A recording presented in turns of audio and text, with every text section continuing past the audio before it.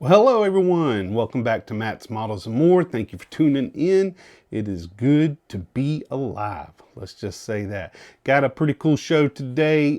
Normal video for something that I do is going over some tools that I did some research on, found them, purchased them with my own money, and have been using them. If it's something I feel that might benefit y'all in the hobby, I'm going to let you know, and I will let you know about the price. I will also share all links to them, let you know if it's worth it or not. Plus, I have a sneak peek at the end of the video, so stay tuned.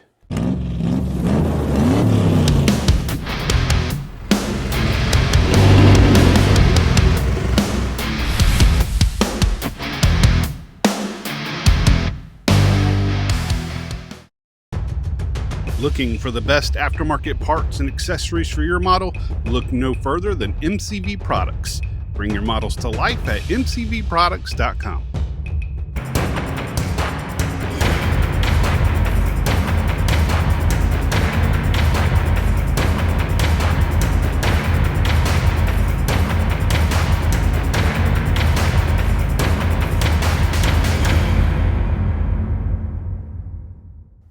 Okay, fellas, thank you for tuning back in. This is the first tool we're going to go over is a styrene cutter. Now, these have been popping up all over the place on Facebook. Everywhere I go, whether it's Instagram, Facebook, they pop up. Now, this is not the exact brand, because that brand that you see on social media is actually very expensive. I looked it up. So I did some research, found this one. It is, I will put the price right here and the link to it so you can find it. But what this is a styrene cutting tool, and it doesn't, the platform is very small. It's not super heavy. You can store it anywhere. You could also probably maybe attach this to a piece of wood if you did need a little more stabilization, but you really don't need it. And being a scratch builder, if I'm building a frame or adjusting the suspension or anything like that, it's actually really simple to get nice clean cuts and repeated cuts, which is what I really like, because you have this adjustment tool where once you get the size where you need it, you can lock it down. And let's move that in just a little bit more. And you can do it with micro adjustments, which I really love. But you can do 45-degree angles, you can do 90, you can do straight, repeated cuts. I can already see that this is off a little bit, so let me make sure that that's straight, because I've been tinkering with it. And there we go. Let's loosen these back up. While I'm pushing up, just adjust it. You don't have to use a whole lot of pressure, but what it does is it's got just a razor blade, a normal razor blade, and what I like about that is you can replace them very, very cheaply. Does have a recessed area for that blade to go in there, so the trash is either going to come through there if it's small enough. But let's give you an example. Let's say I wanted to make a square, perfectly square box to maybe hold a battery area on a race car or something. I can do repeated cuts by putting this right there at 2 millimeters, coming down, cut through it. You see how easy that was. I barely pushed on it, but there's the first 2 millimeter. And I can repeat it just so you're getting that perfect, absolutely perfect square, instead of guessing or a lot of times I used to do that just by using a ruler, marking it, cutting it, but that blade is going to change every so often. I do woodworking, and stop blocks are vital to me in woodworking, whether it's on my miter saw or my CNC machine or even my my table saw. So this kind of stuff comes in handy when you're wanting to make precision cuts. And I think you can use this on, which I would be willing to mess up a piece of brass or even this blade, because they're so cheap, to try it with either aluminum or brass. So after I get this last piece cut, so we've got them all square, but you know how it's going to be. It's all the same. But you can also do the same, of course, with these pieces as well. Now, you do have to keep in mind you only have but so far you can go So you would have to do, cut this in half in order to make that full cut. But it still gives you an idea. I can make a mark and then I can see where that mark is. And most of the times you can score it and go ahead and cut it off. So you can do that as well. But let's get a piece of brass. Okay, I got a piece of brass tubing, which is hollow, and a brass rod. So we're going to start with the tube first. If anybody's used the tube, especially if you're making hinges or anything like that, you know that if you come down at an angle instead of using a razor blade and sawing it, that if you come down too hard on it, it will bend it. So we're going to test that to see if this will actually cut through without leaving that smushed in. Yeah, it's not going to do it. It's too thick. That razor blade's not strong enough. But, because I haven't used this a whole lot yet, I just got it. You can't adjust it. Okay, I was going to say, if you can adjust this where this is not so wobbly, I think you might be able to cut through brass. And I just chipped that blade trying to do that. Let's go ahead and try. So it doesn't work with the tube, that's too thick. So let's try with the rod, which is probably going to be worse because it's a little more solid. But hey, for the sake of my audience, yeah, it's not. This is only going to work, unfortunately, for styrene. I was hoping it would work for this, but honestly, I will do my markings with this as well and just, use the old trick where you use a, your razor blade and roll it in the same spot, keeping it straight until you can bend it and pop it off, which still works, but these are scratch anyway, so I wasn't worried about that messing up. And I just noticed, where did that come from? Nothing's missing. I wonder what that was for. Not for that, not for that. Oh well. All right, so let's, good for styrene, not for brass. Brass is much softer than the other metal rods that we get, so it's pretty much only going to be good for styrene, which is still fine with me. On to the next one. Okay, as y'all know, I actually have, I do my own 3D printing with filament stuff. We do have resin as well. That's my wife's company. She is still building that. It's called Soda City Minis. But I also do filament printing for organizing our desks or making our job easier. And I have this new one that I'm in love with. If you do any kind of racing decals, and you don't have a wet palette or a decal palette, this is perfect because you can actually put this grid in the very bottom, fill it up with water until it reaches the top level of this first grid, and then you can see these little grooves right here. Once you've got it wet after 3 or 4 seconds, you can actually pull this straight up and lock it in that position where it's out of the water and it's drying. So you can put 3 or 4 smaller decals there, especially if you're using like contingency stickers or anything like that, or driver names. It won't fall back in through these grooves because those grooves are very, very light. But what it allows it to do is it allows the air to circulate under it and kind of dry that backing of the decal faster, so it's able to start coming off faster, because all you really need on decals is to get the back wet. Once you got that back decal wet, you can pull it out of the water and let it sit there and it will still work. So you got the bottom tray there to get it wet, then you can lift it all the way out and put it in that position so that it's drying and you can remove the sticker. Now, some of y'all may be saying, wow, that's very small. It is, and I am working on making this bigger for decals for like NASCAR that may be, longer or going across the whole car, or wider numbers that are wider than this. This is actually just something small to get going for contingency stickers and stuff like that, but I can scale this up, which I am working on. This will be on my website and the price will be listed right here. So just remember that there's other things on that website too that we're going to go over here in a minute that is fairly new. So you definitely jump on there and check it out. I do offer free shipping anywhere. And some of this shipping has been ridiculous lately because of the whole gas issue and all that stuff. But my latest order, I paid $9 to ship, and the item only cost $15. So you do the math with, between materials and labor and all that stuff. But free shipping anywhere in the US for the time being, because this video may be seen in a year and I might not be able to do that. But for right now, free shipping, no discount code or anything needed. But definitely check out that decal graph. It's something that's pretty cool, and I've already used it and I loved it. So check that out.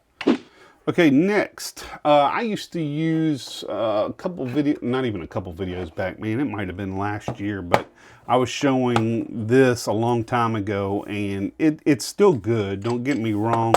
I still use it for bigger items, as you can see how wide that is, but I used to use this for my engine, and I no longer do that, and the reason why is because I found this little tool here that I'm in love with. This is my favorite tool that I have right now. Spring loaded, payment and all the information on it's right there. I will put the link in the description how to get it, but you have several different ways of holding items with this, and it's so easy to hold in your hand while you're working on something. It just keeps it still, or of course you can place it straight on the mat. These are adjustable. You can put them anywhere you need, just depending on what you're working on. The number one thing I use it for is wheels. If I've got a wheel and I'm trying to paint the detail, I use it for that. And I also use it mainly for my engines. So you can just set your engine right there. You can tighten this bad boy up. You don't have to put a lot of pressure on it because those little rubber nibs will actually hold it. And like I said, it is spring loaded, but there you go. You got your little engine hoist basically to work on, anywhere you're at. Now, I normally will hold it like this if I'm painting, or if, a lot of this stuff, of course, you airbrush, but some of the stuff I will use my AK markers or gallery markers, just because they've come so far with the markers nowadays. You can do a lot of this stuff after the build-up, but very handy little device, and I'll show you this as well. The reason why I like it is it gives you, not only do you have these pins for this top part, but you also have a different kind of holder here with this recessed rabbet. So you can put items in there, whether it's square or rectangle. And then you also have this section where it's got lots of triangles and squares, and it gives you kind of like basically like a bolt nut. It gives you something to really hold on to it easily. And this was cheap. This was $17, and it's very light aluminum. It's not heavy. It's actually very easy to hold. It's just a cool item, and I bought it expecting it to be trash basically and not work for what I needed it, but right off the bat, wheels, tires, if you're doing letters on tires, it's nice to have it elevated up, have this open, have the tire in there, so it's easier to paint or use the marker to get the lettering on the tires. Painting fine details inside the wheels, the areas, if you want to go inside of a wheel and do this a different color, it's just so much easier to have that installed in there and hold them steady. But neat little tool, guys, something to look out for. If you're a gadget guy like me or a tool guy, it's just something worth having. You'll like it, I promise. Okay, next, we all have issues putting things, especially the weird, the shapes of these are so hard. You can use things like this and just put them in there, and it's just a very difficult shape and hard to get to. Sometimes you can cut your fingers if you got them sitting in a certain area. So we now have this, and this is basically a caddy for holding nippers, pliers, all these weird shaped items that, like, here we go. I mean, this is a pair of precision scissors that I use to cut styrene or wires or anything like that. But they will fit in each one of these. Even my big pair of pliers that I haven't used in a long time, but I used to use these for bending rod or anything like that, but they all will fit in here just exactly how you need them. Nice and organized. I usually put the taller ones in the back. I also have a separate storage over here for your tweezers. So it's just a neat little compact. I've got these available in about 9 colors. You just have to go on the website, pick what color you want, and it's reasonably priced, and again, free shipping, which is huge. So if you have issues putting your pliers and nippers somewhere and scissors, you've got somewhere to do it now, and it's nice and compact and out of the way. I have it sitting over here right beside my shelf, and it's just so awesome keeping everything organized. Hey everyone, while Matt's trying to figure out some crazy antic to come up with next, let's take a few seconds and talk about the fine website that just came about. It's called midnighthobbies.com. Jump on there if you want some excellent deals on kits. Some of these kits behind me, actually a lot of them, were purchased from midnighthobbies.com. A lot of y'all may know Jamie Bowen. He goes to most of your shows on the East Coast, on the southeast side anyway. He does go up sometimes Tennessee, Virginia, and those areas. But he has just come up with a website that's phenomenal. Easy to navigate through. Amazing products. You can get pre-owned kits, some rare kits, lots of NASCAR kits, lots of new kits, semi-trucks. He's got a little bit of everything. So I encourage you to jump on his website right now, midnighthobbies.com. Let's see what he has. Use this code below and save some money. Okay, last but not least is another Craftworks by Hickey item, which is me. That is going through my woodworking company, but I also do 3D printing.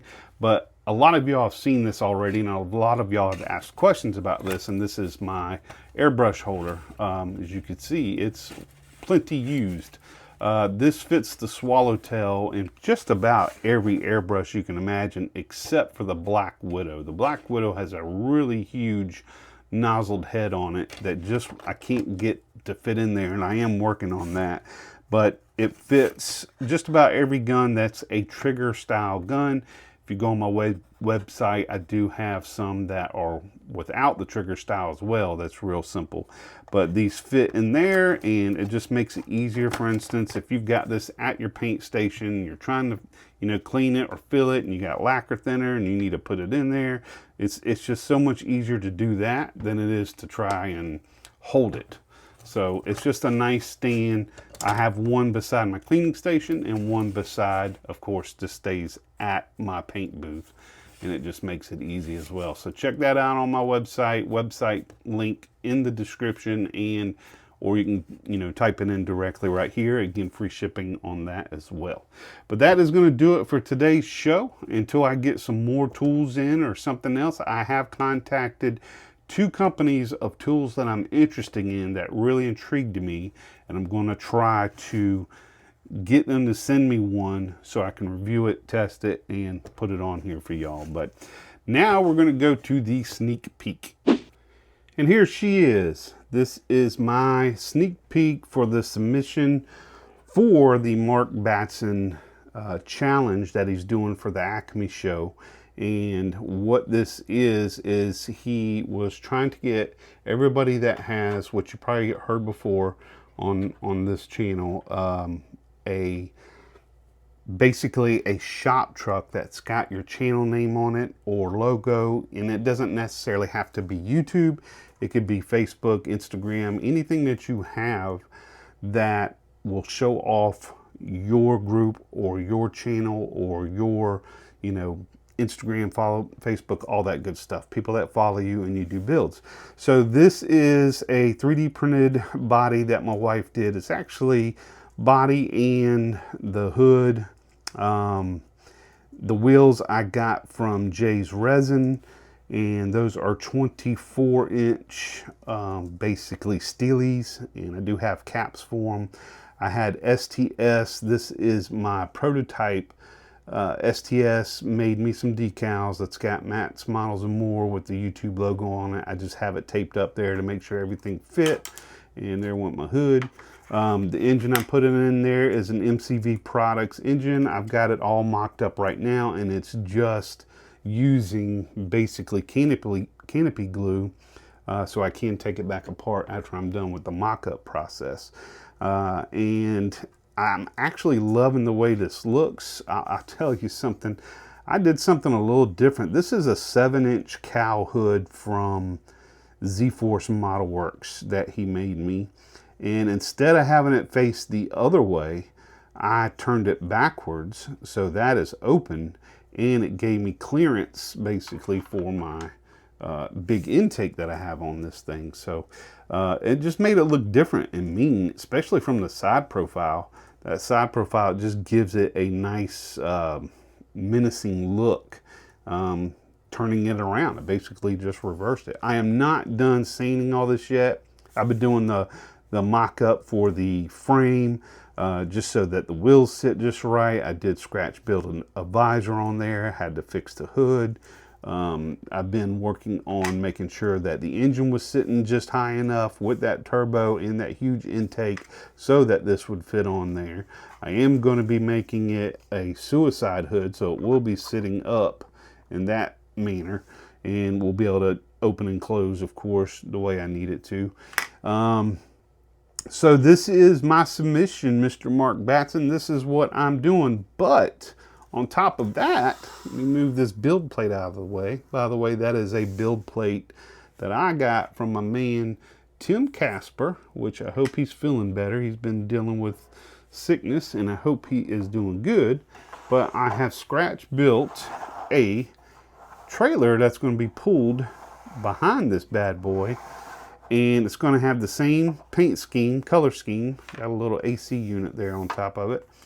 Same paint scheme, color scheme as the vehicle, which I'm going to do. It's called Tamiya Off-White, or Tamiya Racing White. I'm sorry. The top part of that will be Tamiya Racing White. The wheels will be Tamiya Racing White, even on the trailer, because these are the ones that go with the trailer. And then it's going to be a Tropical Glitz, Tropical Punch Lollipop. If you don't know what that color looks like, it looks like the green that is in my logo. If you look at my logo, I have a Nova on my logo, and it is using that. But the fun part to this trailer that I'm scratch building is it will have a opening and closing door. So when I'm viewing or showing this at the show, it's going to be at an angle like this. I'm going to have a stand for it, and it will be pulled behind it. And I'll have my logo on it, of course, with the same paint colors. But the key is having my my ugly face on a widescreen TV that will be on a panel. Let's go ahead and cut this on so you can see what I'm doing. Oops. Hold please. So I had to cut it on, but this is going to mimic, of course, a TV. This will be in here. I've got magnets set up to kind of hold it, and I've got other wood pieces that's going to go in there as well. But once I get the roof on it and everything set up and painted, this will be at an angle so you can see it, and when you walk by, you will see my video being played in there. And the reason why I have this on here is because when I have this all locked up, I can still be able to take this out when I need to, just so I can cut it on and off, because of course I have watch batteries behind there, and it's a mess behind there, but you can see what I had to do to get those to work. But it just fits right back in there, and the magnets hold it back on, and then of course you'll be able to see it in there. I'm going to have a couch. I've got couches made that's going to go in there. I've got plants. I've got my wife made these Soda City Minis. I've got that. I've got a little bench, and my bench is right here. And I also am working on a table that's going to be using a block, and we're going to be putting a piece of glass on there for in front of the couch. And this will be over in the corner somewhere, so you can sit down and watch that video that's being played on the big screen over and over and over and over again. But I had to, when I was making this, we had to make basically a hitch that fits the back bumper for my 3D printed truck. And we got this 3D printed hitch as well that fits on there perfectly. So when that's on the truck, everything is lined up together. It is perfectly level, and that's what's been taking me so long, because I wanted everything to sit and ride low. So I had to make these fender skirts to kind of match or mimic that look, where it's kind of square and you know, kind of folds off. And so if I put these wheels under here, these are the same kind of wheels, but it just has that nice lowered look when it's going to be pulled. So still got a lot of work to do to it, and then I got to prime it, of course, and paint it. I did get her to print me a air conditioning unit for the top of that, because the heck, if we're going to sit in there and watch TV and not have air conditioner. But yeah, that's my sneak peek into my Robert Batson challenge for the Acme show. I think it's going to be fun. I was kind of going back and forth on whether to show this or not, just because I wanted to have that surprise effect. But you know what? Who cares? If I get this done sooner, I'm probably going to have it at a show before Acme. So Acme's in October. I definitely hope to have it done by then. But I want to thank you guys for watching this. Please like, subscribe, and check out my website. Take advantage of that free shipping while I'm doing it right now. And there's other stuff on that website that I sell that you might like. So take a look at it and check out those other tools that I mentioned as well. But guys, until next time, keep on rolling.